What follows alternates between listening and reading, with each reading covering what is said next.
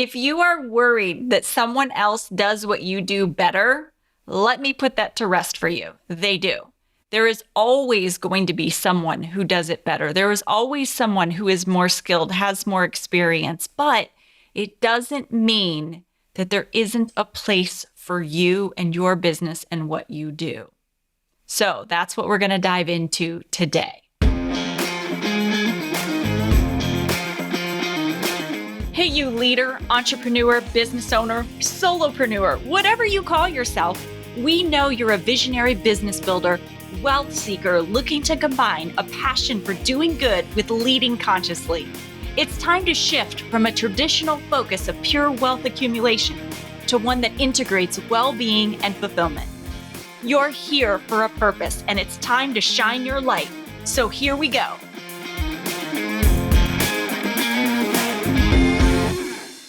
I'm Alicia St. Germain, host of the Conscious Edge podcast and founder of the Conscious Edge, where I coach women entrepreneurs to get out of their own way so that they can make the money, the income that they want to make, and enjoy life while they do that. So if you are brand new here, we may have some new people coming on and listening to the podcast. I recently had the absolute pleasure of speaking at InvestHER Con 2025 down in Orlando, Florida.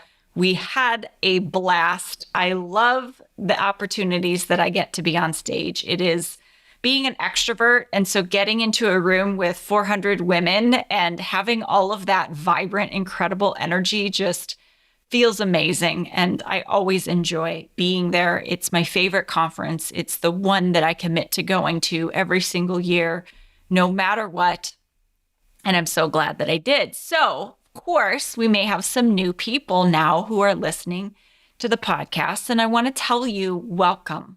I am so happy that you are here.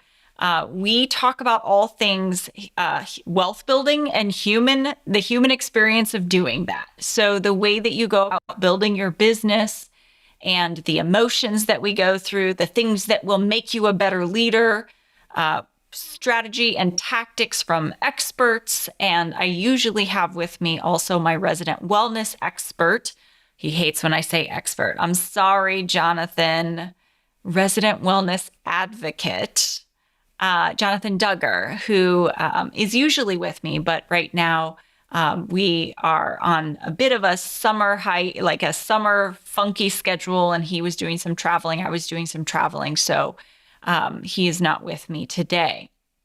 However, so I want to say welcome. Make sure that you hit the follow button or subscribe button wherever you're listening from.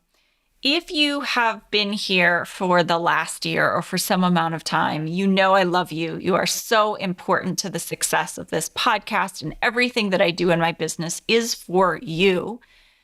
If you haven't taken a moment to leave a review, please would you do that? Because it really helps this podcast get found. It helps me spread the word to more people and give them the tools and the knowledge that will support them in creating wealth and living a joyful life. And your review makes all the difference. So please take a moment and do that as well today. Okay, so I was talking about this fear that we oftentimes have that someone else is better than us, this comparison that we oftentimes get into. And I recently went through an experience with comparison. And it did some really funny things to me, which I will share with you. It also was the foundation of the talk that I created for InvestHER Con. And the lesson that I took away from it was really powerful. And I haven't shared this with everyone yet. So when I was preparing for the talk that I was to give at InvestHER Con, they had released the speaker agenda. I was going through, I was looking to see who else was going to be there, what time I was speaking, how much time, allotting what time of day was I going to be speaking, and just really getting everything planned out. And I noticed that they had another speaker, Dr. Robin Buckley, who is awesome, by the way. And I noticed that our talks and what we were speaking about were really similar. And I don't think the creators realized it because we were talking about two different aspects of business and what we do and mindset. However, the premise under which we were talking about it was going to be really, really similar. And that intimidated me because I don't have a doctorate and she did. And so I went into this whole spiral for several weeks, worrying about whether my talk was going to be good enough. What was, were people going to think it was the same thing? Was it irrelevant? When you are in a situation where you're feeling insecure or threatened, or, like, not like anybody threatened me, but I was worried about how I would appear on stage to all these people. And so when you're in that worry state, it is very easy for big assumptions to come up, for fears to come up. And so then you get into some self-sabotaging behavior. So I had some procrastination coming up. I was having perfectionism coming up. And I was completely overthinking my talk. And I was grinding my teeth at night. So my jaw was really hurting and not sleeping well. Just all those things that affect us when we are feeling insecure. And so I went to my local mastermind girls that I meet with, and I was telling them, guys, I don't know what to do my talk about because I'm worried it's going to be too much like this other speaker's talk. So what do I do? And so we walked through. And one of the things that I always do when I am stuck, from years of coaching experience and coaching my clients, when you have a moment that you're feeling stuck, you can ask yourself, what am I worried about? Well, I'm worried that it's not going to be good enough. And if it's not good enough, then what? Well, then if it's not good enough, then I'm a fraud. I'm not giving value. It's not going to be, I'll be the laughing stock, all these worries or fears that came up. But just as equally worried as you can be with these worst case scenarios coming up, there's also this possibility and potential that it could be really great. Like I could, some of the suggestions that they came up with were, well, why don't you reach out to Dr. Buckley? Why don't you ask her about what she's going to put in her presentation? And then maybe you can compliment her and have your presentation be like a next spin-off of it. And they said, or you could do a talk about this very topic, what's really coming up for you, what's holding you back.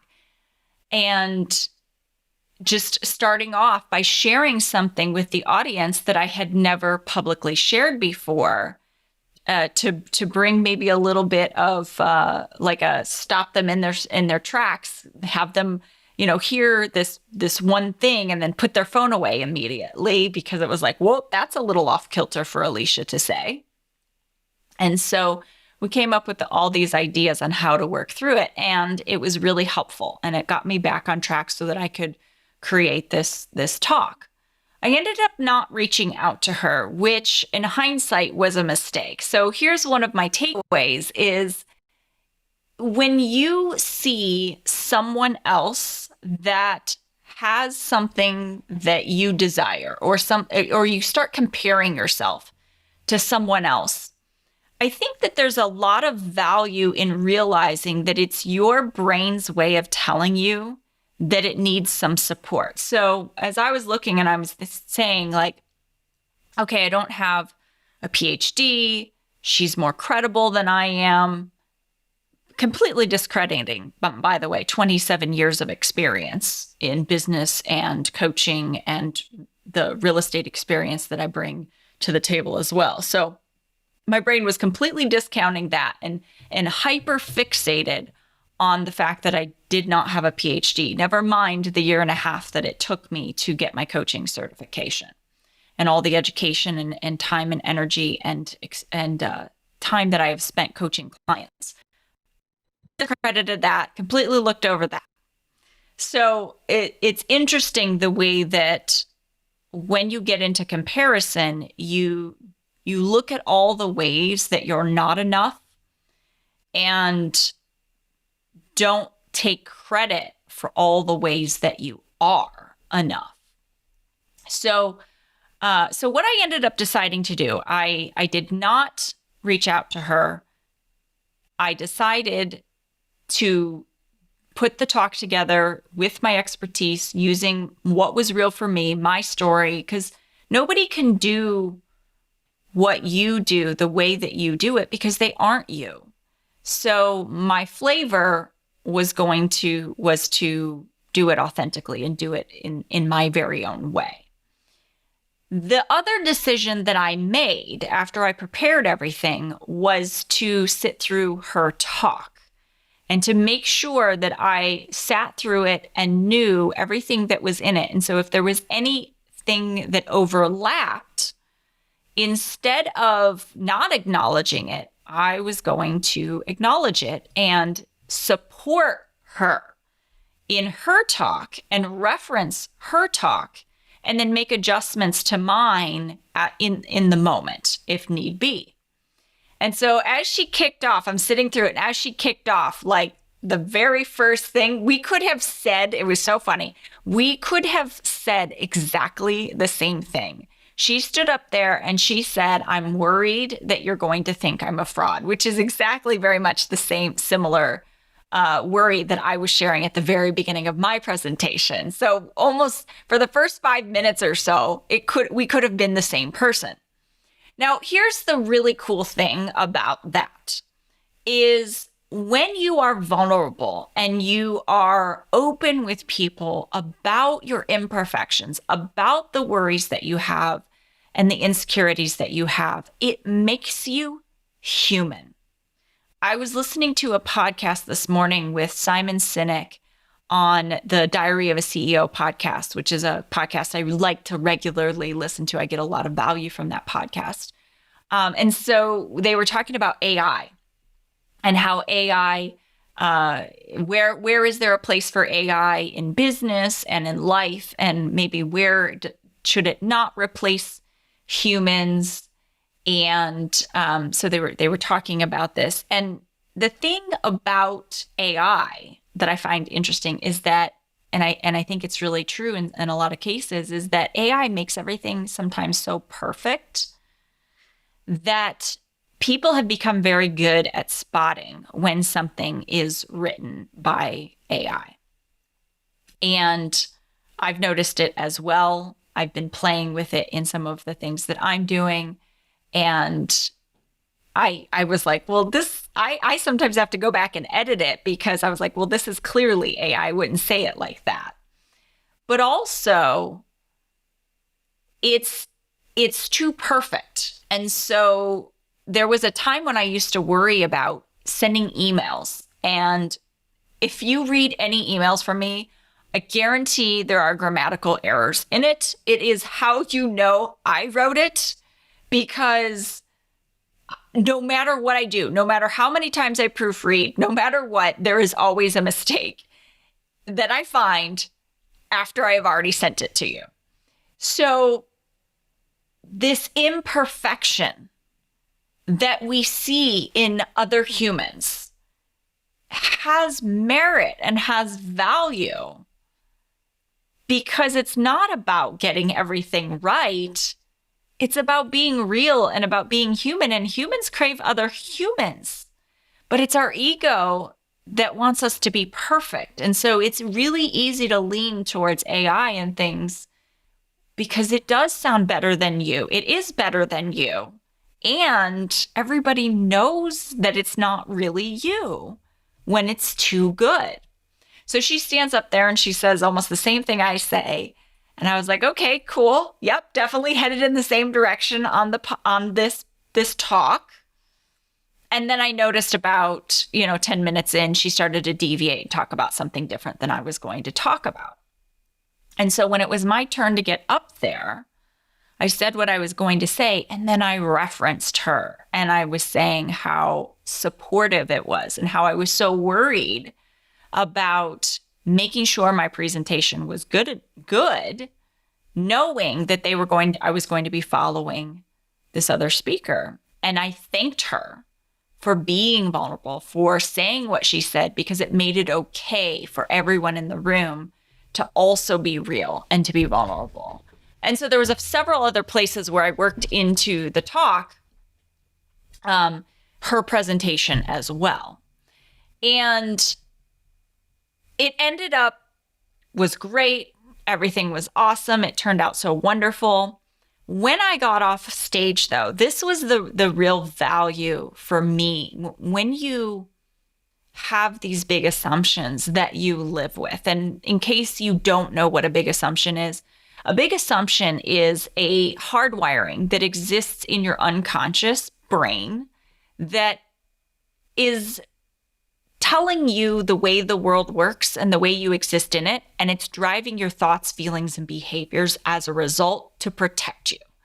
So it doesn't always have to be, but it typically is kind of an if-then statement. If this happens, then this happens. If this happens, then this happens. And it informs how you show up in the world unconsciously, unless you are aware of it and you consciously manage your mind. And so one of the things that we do is we expose those big assumptions. But the other piece of it is we work to test those big assumptions.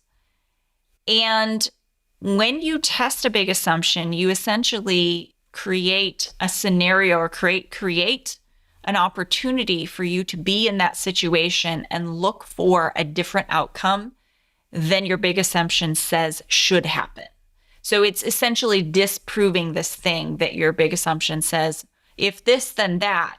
But then we create a scenario where some other outcome can happen that would challenge your big assumption, that would have you would cast doubt on it and have you believe perhaps that it's not true.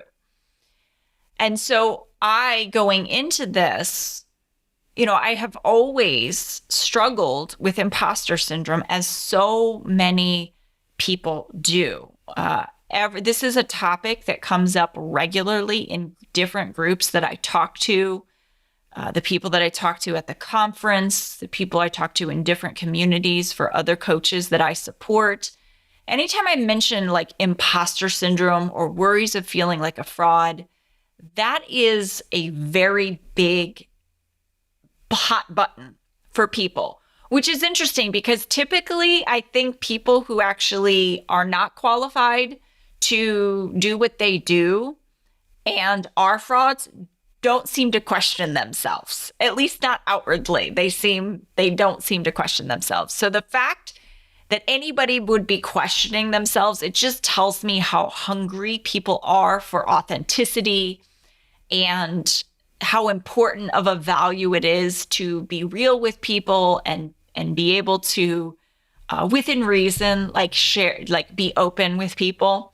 That doesn't mean, and this is sometimes one of the things I see with vulnerability and authenticity is it doesn't mean getting online or getting on social media and sharing all of the mess in a way that makes it all about you. It's being willing to share your mess in a way that is supportive and helpful for other people. So oftentimes I won't share something that I've gone through until I've worked my way through it and I can find the gift in it and I can find the lesson in it that is going to support you. You're generally not going to see me show up on this podcast, online, in my emails, in a way that is needing you to prop me up or you to support me. Although people are super generous and kind and they do that, they come up and they will say, if I share something with them, I oftentimes will get people come to me and give me nice comments, which I truly do appreciate.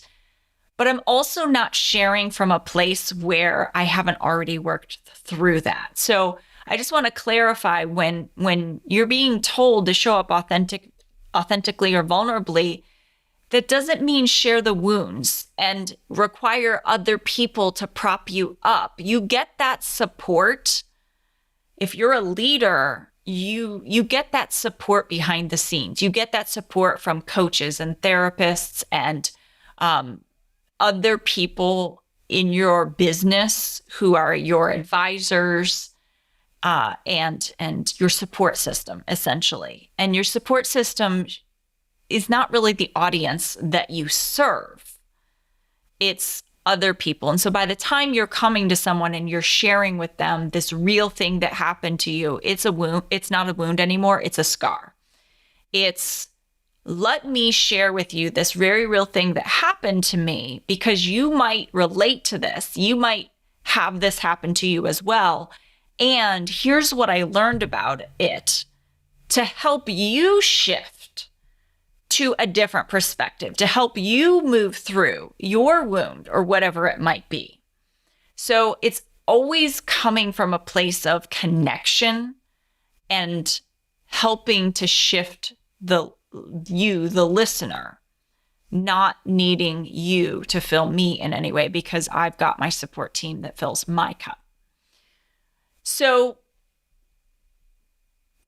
we go into this testing, right? Whenever we have a big assumption, it gets hold of us. This is this imposter syndrome that comes up for me and I live with, have lived with. But I've done a lot of work over the years to work through that. The other thing that happens with comparison is I've learned to shift it from using someone else's success against myself to make myself not enough, to make myself, small and to degrade myself. I've learned to shift that away from that and to really look at, what are you trying to tell me I need to be prepared? So if I look at someone else as a speaker who I think has a lot of experience, that just tells me to be really prepared for what I'm going into, to be real, and not to inflate things. If something is not my wheelhouse, I should not be speaking on that. I can only speak from experience and training and the effort that I put into refining my craft. I shouldn't be, and nor should you be, speaking about things you don't know about. That's part of having humility, is knowing your value, knowing your worth, and speaking from that place and admitting and share and being honest about the things that are not your wheelhouse. So when I show up like that, when I shift to that, then I don't have to be afraid. So I get off stage and everyone got a lot of value from it. I got a lot of people coming to me and telling me how helpful the talk was. But the best part for me personally, the piece that created such an extraordinary breakthrough for me, something that I have not experienced. I have to say, I have not experienced it like this.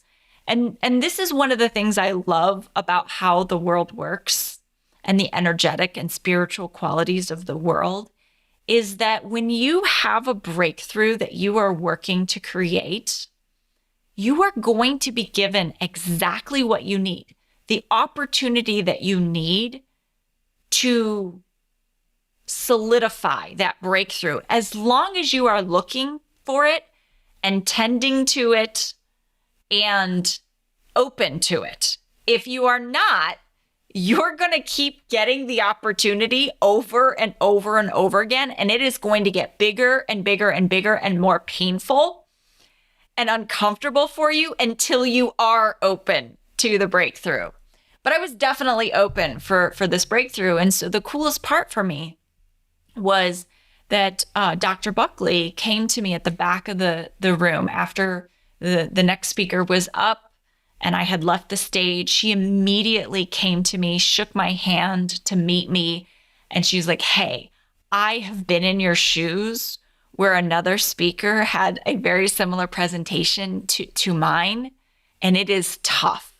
And she says, and you handled that masterfully, absolutely brilliant, masterfully. And I will never forget that moment, because that was the moment for me that I claimed, like, I belong here. I have always loved to speak on stage. I love to educate. I love to do all of those things. And I have always worried about whether I was good enough to be at the table with the other speakers, with my peers. And that's uncomfortable to admit to you, for sure. That is super uncomfortable. And it's also what's real for me. And every time I admit to you or to other people publicly on stage, whatever it is real for me, no matter how uncomfortable, how much I cringe at maybe having to say that, the more it frees me from whatever it is that I'm worried about. And so I will forever remember and be forever grateful for that feedback that she didn't have to give me in any way, shape, or form. And she did. And so we ended up sitting with each other at dinner that night, had some great laughs. We see life so similarly. We're excited to stay in connection with each other, collaborate maybe on some things. She had some questions about maybe starting a podcast, which I have now experience on that. So, there's definitely an exchange of value that we can give to each other, which is so cool. And so that would be another thing that I would say. If there is someone that you worry is better than you, or is your competition, or whatever it is, my gosh, take the time to actually get to know the person. Because if I had done that ahead of time, I would never have been worried about this talk. And I would have saved myself a lot of sleepless nights, a lot of worrying, and a lot of discomfort, because she was awesome. And, of course I should expect, this is the other thing. I know this conference well, and I know the founders extremely well, and I work very closely with the founders. And I should know better than to know that anybody who is associated with this conference is a high quality, incredible person. So I really never stopped to trust that I already put myself in the right rooms. And how often are you not trusting that you put yourself in the right rooms, surrounded by the right people? And if you're not putting yourself in the right rooms with the right people, that's work for you to do around your value system and your boundary holding. And I have done so much work to repel what isn't for me and call in what is. Of course, I would end up in a room with incredible people. That's what I curated. And how often I forget to give myself credit for that. And for you as well. Give yourself credit for whoever is around you and the people that are in your inner circle. If they are not of the caliber and quality of people that lift you up and make you feel good and support you and are just people you love to work with, that is your work to do. Because as you become more and more yourself, you're going to be surrounded by the right people, because the wrong people will be absolutely repelled by you. And it's that people pleasing and that needing to be liked and needing everyone to be okay with you that has you playing in circles that don't support you. So again, that's your work to do if you're not in those right circles. So of course she's going to be fantastic, because that is a mirror of the work that I have done in this world. Only people who are the highest quality and caliber and good-hearted people are going to be drawn to me. So we had a great conversation, and I said to my husband, I got back to the room because my kids got to come with me. We got to go to Universal and do some fun family things. We got to go to the beach, and the kids boogie boarded for the first time. And then we got to go to the conference. And I got back to the hotel room, and I said to my husband, I said, I think I'm ready to let go of my imposter syndrome. I think there's probably going to be another level. This is the thing. They always come like the new level, same devil, new level, same devil. So there's always there's this piece where it'll cycle. But for now, I said, I think I'm ready to let go of this imposter syndrome and this story that I have. And I'm making a commitment to myself, to anybody, any peer that I have that I somehow might have traditionally had some imposter syndrome around or might have made me feel insecure.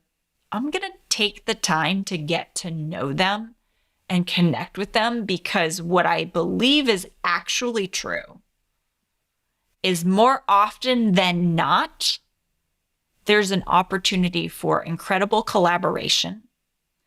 I can learn. We can learn from each other. I have value to give and they have value to give. So we can learn from each other. We can support people together. And if anything, maybe just having other people who are playing the same game makes you feel a lot less alone. So I said this in my talk. We are not meant to compete. We are meant to connect. And so with all of that being said, I'm sending you so much love. And if Jonathan were here, he would say, be well. Thanks for listening to the Conscious Edge podcast. Make sure you subscribe and take a moment to be kind and share this episode with someone you care about. Leave a review to help us bring more compassionate leaders building businesses and creating wealth to the table. And for show notes, head over to consciousedge.com/podcast. This podcast and the linked materials are presented solely for general information, educational, and entertainment purposes and should not be taken as personal or medical advice or any kind of mental health treatment. Please consult a medical or mental health professional if you feel you need such services. Please be advised that all investing and entrepreneurial endeavors involve risk, and the use of the education and information on this podcast and linked materials is at the user's own risk. This podcast is part of the Sound Advice FM network. Sound Advice FM, women's voices amplified.